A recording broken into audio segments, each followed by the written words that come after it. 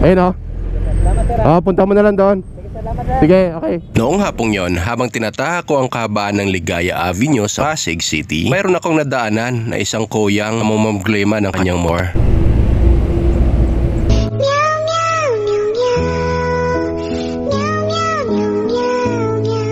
Narinig ko na nagtatanong sa dito sa mga nakatambay sa labas kung mayroong bang welding. Pero nakikita ko kasi rito, itong shop ay shop ito ng mga kotse para doon sa electrical at saka sa aircon. Sinabihan ko siya rito, nasakyan niya ng kanyang motor para ihatid ko na siya doon sa may malapit na motor shop sa bandang unahan lang.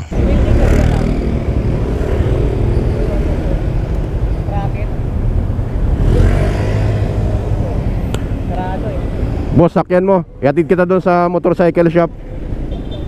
Meron dyan. Sige, sakyan mo. Lagay mo yung helmet mo.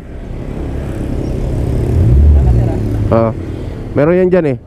Sarap ng ano. Welding lang daw po eh. Welding?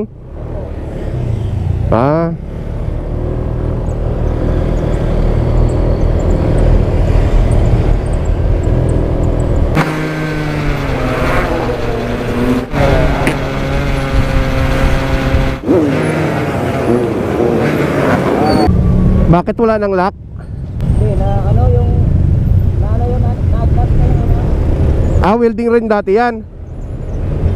Nakaraan, welding. Ay, sayang naman, winelding nila. Okay.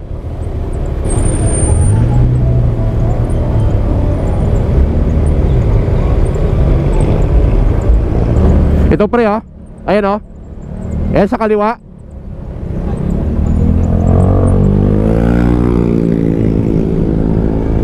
Ayun o.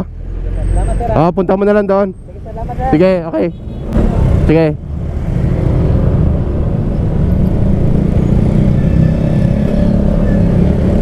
Alright, si kuya may problema doon sa engine sprocket niya.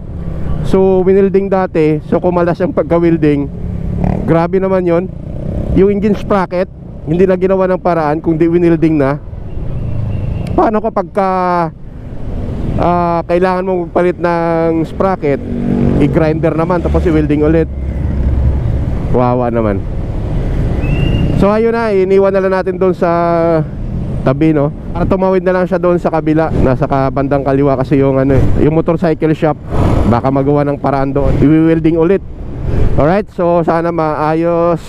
Hindi na natin natanong kung anong pangalan, kung saan siya pupunta, kung taga saan pa siya, kung saan pa siya uuwi. Ay importante na hatid na natin siya doon sa motorcycle shop. Bahala ng motorcycle shop gumawa ng paraan paano maayos o paano siya makauwi ng maayos.